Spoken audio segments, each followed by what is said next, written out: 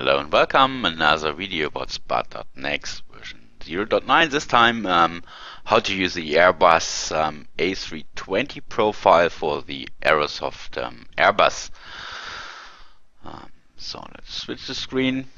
I have been loading FSX and loaded the A320 version 1.3.1.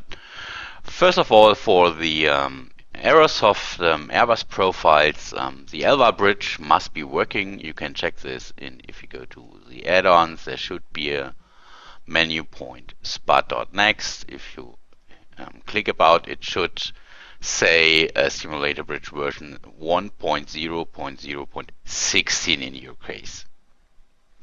17 is not released to public yet. So basically, I'm just sitting on the Munich airport.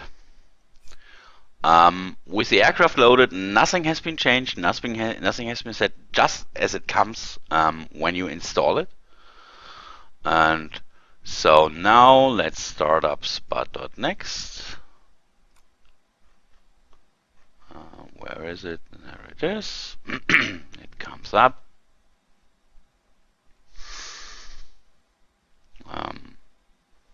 With one of my local test profiles I have been using last. So I go to Profiles, Online, and there's the Aerosoft A320 MG02 from Cepsar. We just gonna to activate it. There we are. And that's all you have to do. It's working now. So if I go back to the overhead panel, so you can see the switches moving.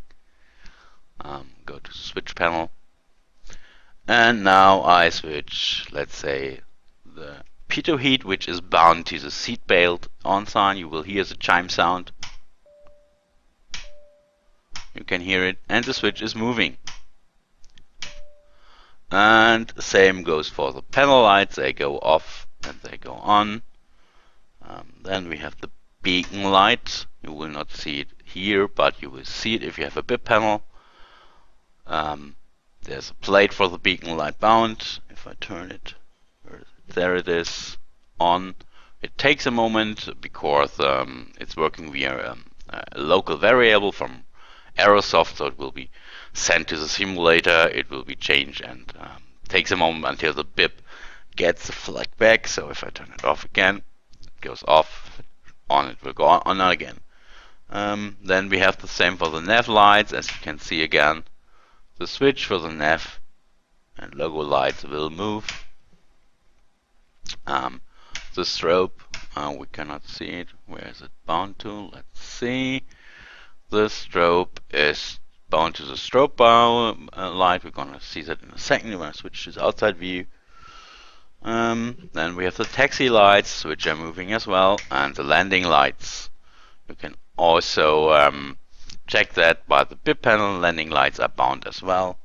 If I turn it on, the light should become yellow. It should become yellow. There it is. Takes a second. And off, and yellow again. If it's in, what's it, on position, let's move it to retract, then it will become green. And we have off position, on position, and because I'm landed.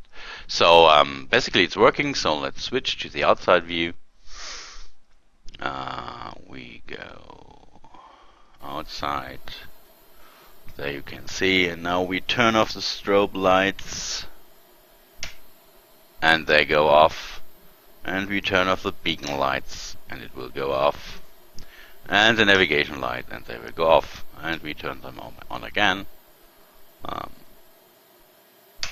Navigation lights, strobe lights, takes a second, and the beacon lights.